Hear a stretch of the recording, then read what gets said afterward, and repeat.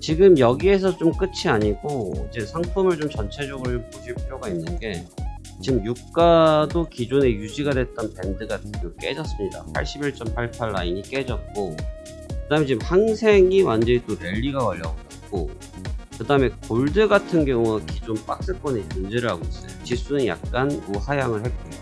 근데 이 측면을 좀 주목해서 보셔야 되는 게, 제가 앞서 채권 말씀드렸죠. 조금 안정화치하기 시작했다라는 게 뭐냐면, 안전자산의 선호 현상이 사라졌다가 아니고요, 안전자산에 미친듯이 들어왔던 유동성이 끊겼다는 얘기예요. 근데 이제 골드도 같은 맥락으로 보셔야 되거든요. 안녕하십니까, 파생왕 송대표입니다. 2024년도 5월 2일 5월의 첫 거래일이고요, 목요일 현재 시간 2시 49분을 지나고 있습니다. 자, 전일은 근로자의 날로서 저희는 휴식을 좀 취했고요, 오늘 시장을 좀 보려고 하는데요. 먼저 새벽에 있었던 증시부터 살펴보도록 하겠습니다. 새벽에 망했던 뉴욕 증시는 전일 대비해서 87포인트 상승한 37,903포인트에서 상승 마감했습니다. 일단 FOMC라는 큰 굴곡이 있었음에도 불구하고 상승 마감을 했고요. 변동치의 종가를 보면 0.23%로 굉장히 미약해 보입니다만, 실제 장중 변동성은 엄청나게 크게 나타났습니다. 고점이 1.4%, 저점이 0.9%로 위아래 등락이 굉장히 컸고요. 그 다음에 현 위치에서 양음봉, 음봉, 다시 양봉 형태를 보였고, 윗꼬리를 아주 길게 내면서 혼조세에서 마감이 됐습니다. 흐름상으로 보면 약세 마감이고, 흐름으로 보면 약세 마감이고, 시세로 보면 강세 마감인데, 일단 왜 이런 동작들이 좀 있었는지 이러한 측면들을 같이 한번 보도록 하겠습니다. 일단 주가 자체는 보시다시피 등락을 굉장히 크게 가져갔고요. FOMC가 시작되면서 상승을 했다가 다시 그대로 내리꽂으면서 하락을 하면서 마감이 됐는데, 시장에서 기다렸던 멘트들이 몇 가지는 있었어요. 몇 가지는 있었습니다.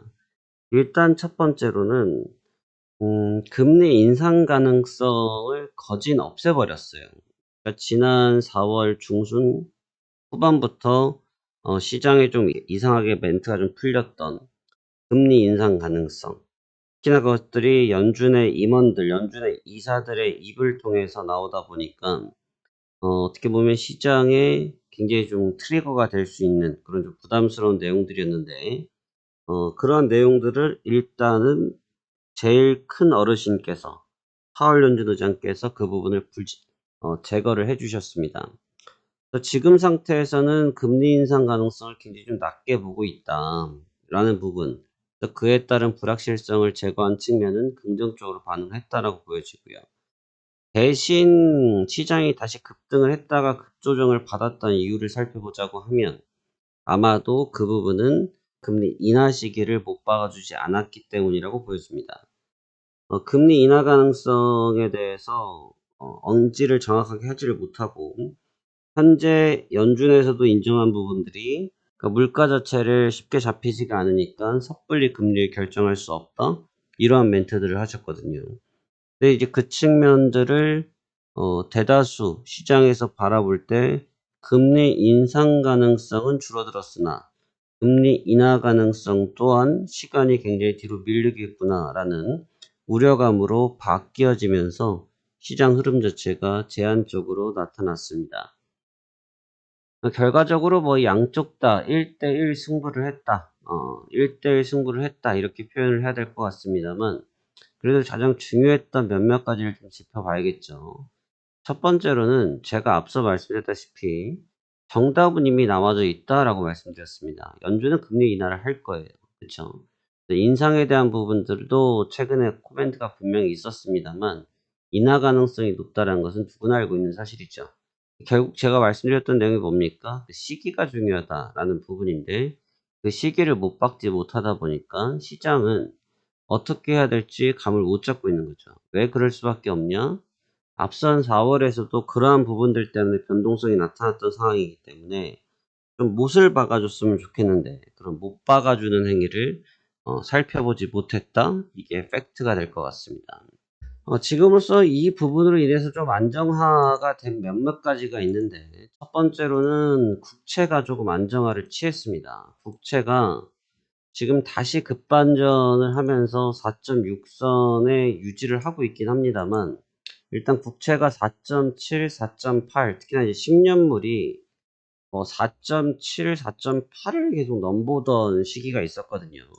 그래도 이제 4.7, 4.8 선을 넘보던 부분들을 많이 완화했기 때문에 이 국채가 계속 올라가면 시장의 압력이 높아질 수밖에 없거든요. 자금이 빠져나가는 속도가 빠르다는 의미이기 때문에 일단 그 부분을 걷어낸 측면은 긍정적으로 평가가 됩니다. 이 얘기는 다시 말하면 시장이 상승할 수 있는 원동력을 만들었다라고 볼 수도 있는 대목이에요. 하지만 여전히 좀 달러 가격에 대한 부담은 있어요. 달러 가격 자체가 안정화를 취하고 있는 것 같습니다만 그래도 국채에 대비하면 여전히 좀 강세권을 형성을 하고 있다는 측면, 이 부분이 좀 부담으로 작용이 됐죠. 그래서 어제 같은 경우는 오늘 새벽이죠. 오늘 새벽 같은 경우는 높은 변동성을 보이면서 시장의 움직임을 만들어냈습니다.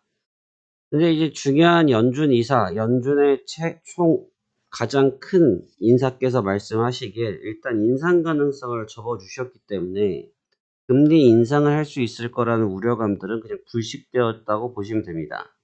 하지만 사실 파월 연준 의장에 대해서 시장의 그런 평가, 시장에 대한 생각이 조금 이제 복잡해질 수밖에 없는 것이 앞전 연설에서 말씀하실 때 어떻게 말씀하셨습니까? 3번까지도 할 수 있다라고 말씀해 버리셨어요. 그러니까 제가 그 당시에도 영상을 찍으면서 말씀을 드렸죠. 6월 달에 할 거고 9월 달에 할 거고 12월 달에 할 거냐. 어떻게 1년에 3번을 하냐. 3번 하기 어려울 것 같다. 라고 말씀을 드렸죠. 시간적으로 어렵다는 거죠. 지금 한 번 내리는 것도 몇 년이 걸리는 판인데 쉽게 내릴 수가 없단 말입니다. 그러니까 3번이란 수치를 말을 꺼낸 부분, 그 뉘앙스를 튕겼던 부분이 사실은 시장의 악성 트리거가 됐고 그런 악성 트리거가 된 상태에서 연준의 임원들이 중간중간 나오면서 야 지금 인플레이션 안 잡으니까 우리 금리 인상할 수 있다라고 말을 했던 것이 총괄적인 트리거가 됐고 근데 이제 그런 트리거들 때문에 시장의 유동성이라든지 국채라든지 위험자산이라든지 안전자산이라든지 자금의 편성 되는 과정 자체가 너무 극단적으로 흘러갔고 극단적으로 흘러가면서 증시는 취약해지고 거기에 발맞추어서 또 파월 연준 의장은 발언을 해주시긴 했는데 과연 시장 사람들이 그 내용을 믿을 거냐 이거죠. 왜? 이미 앞서서 불과 1년 전도 아니고 몇 달 전이에요. 몇 달 전이 뭡니까? 날짜로도 카운팅이 되겠네요. 그러다 보니 시장에서의 지금 실망성이 굉장히 높은 시국이다라고 보시면 될 것 같습니다.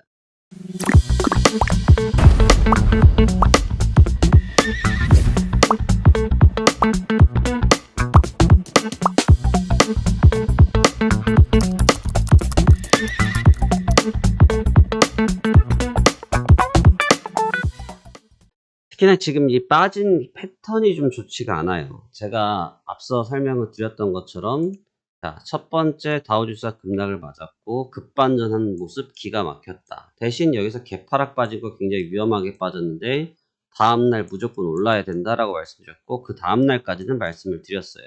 이제 여기서부터 나도 봐야겠다 말씀드렸는데 바로 빠져버렸습니다. 그것도 크게 3일치의 상승분을 다 반납해버렸어요. 그리고 어저께 지지를 받으면서 올라오는 시도를 똑같이 큰 폭으로 했는데 공교롭게도 상단의 저항을 맞으면서 그대로 밀려버리면서 윗꼬리를 길게 달게 돼버렸죠. 윗꼬리를 길게 달았다는 얘기는 뭡니까? 매물이 많이 나오고 있다. 매물이 출회되고 있다. 매물의 압박이 있다라고 보시면 되겠죠. 매물이 출회되고 있기 때문에 지금 시장은 실망 매물들이 굉장히 많이 상존한다고 볼 수 있겠다. 그러니까 지금처럼 나타나는 상존 매물 때문에 사실 시장의 부담감은 갈수록 커질 수밖에 없는 것이 현재 시국이다. 이렇게 보셔야 될 것 같고요. 제가 생각할 때는 일단 오늘까지는 좀 정신이 없을 것 같습니다. 이게 미국장이 거의 마감되는 시국에서 내용들이 정리가 됐기 때문에 변동성 자체가 아직 정리가 다 되지 못했고요.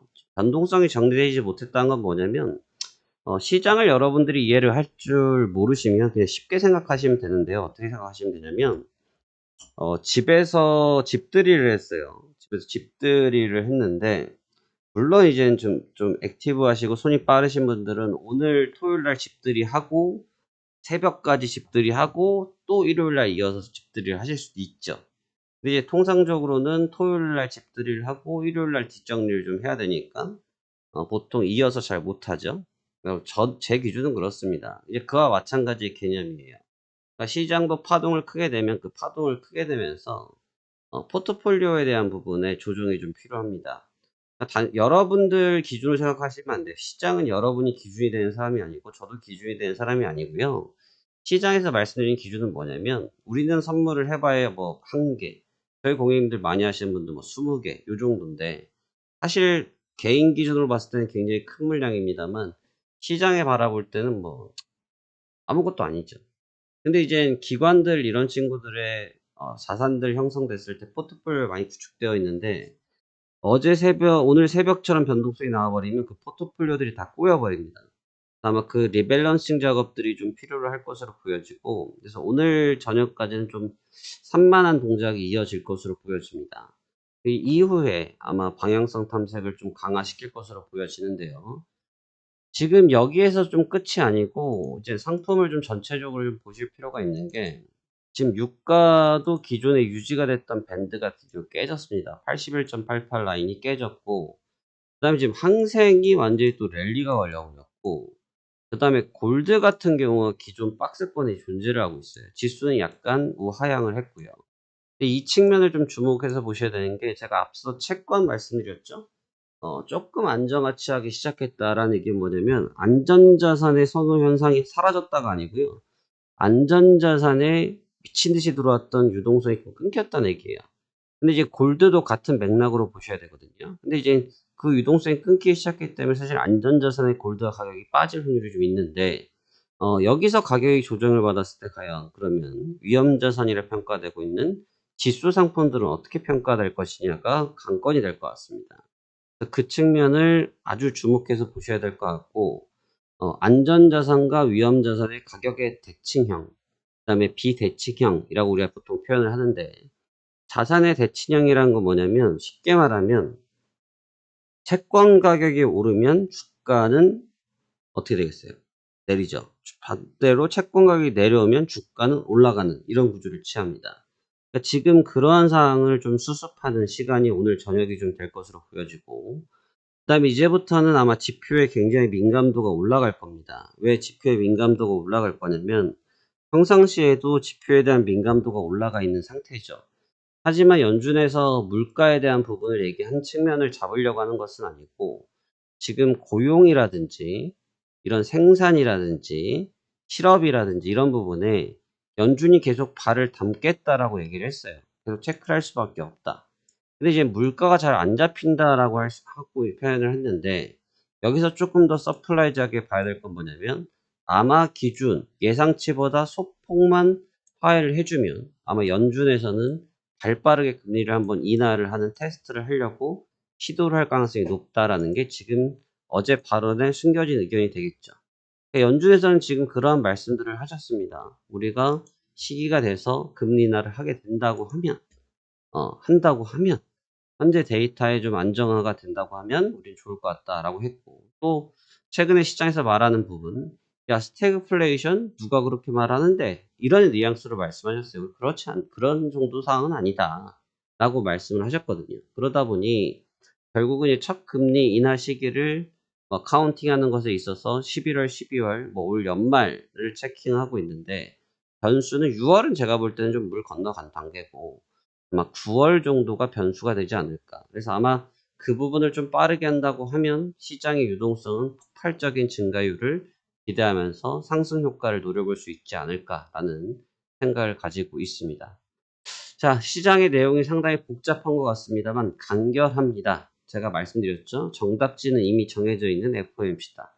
과연 이제 그 부분에 대한 해석을 어떻게 할 것이냐의 싸움이다. 라고 말씀을 드렸고 보시다시피 급등도 했고 급락도 한 상태입니다.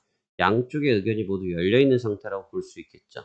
연준이 양쪽의 의견을 열었습니다만 거기에 정답지도 이미 정해져 있다. 무엇? 금리는 인하할 것이다. 스태그플레이션은 아니다 라고 설명한 것만큼 거기에 발맞추어서 우리가 시장 대응하면 참 좋을 것 같습니다.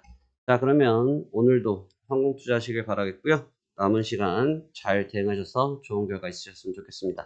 자, 감사합니다. 화생왕 송 대표였습니다.